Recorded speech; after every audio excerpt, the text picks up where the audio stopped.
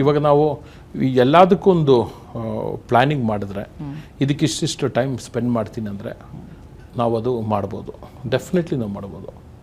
So step by step ಮಾಡ್ಕೊಂಡಿದ್ದೀನಿ.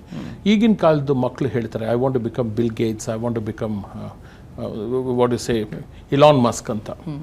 ಅದಷ್ಟು ಈಸಿಯಾಗಿ ಆಗಲ್ಲ. ನಾನು ಅದು ಓಪನ್ ಆಗಿ ಹೇಳ್ತೀನಿ. ಈಗಲೂ ನಾನು ಅದು ಅವ್ರನ್ನ ನಾನು ಬೆಂಚ್ ಮಾರ್ಕ್ ಮಾಡ್ಕೊಂಡು ಹೋಗೋಕ್ಕಾಗಲ್ಲ.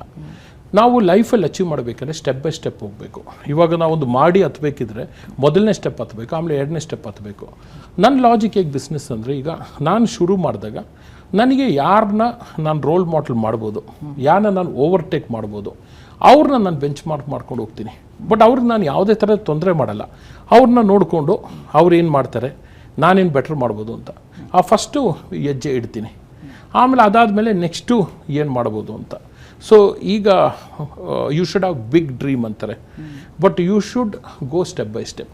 ಸೊ ನನ್ನ advice to all the new generation kids are that ನಾವು there are Bill Gates, there are Elon Musk, there is Ambani, there is Ratan Tata, ಎಲ್ಲರೂ ಇದ್ದಾರೆ. ಅವರೆಲ್ಲ ದೊಡ್ಡ ಮಹಾನ್ ಬಿಸ್ನೆಸ್ ಮಾಡ್ಕೊಂಡಿದ್ದಾರೆ.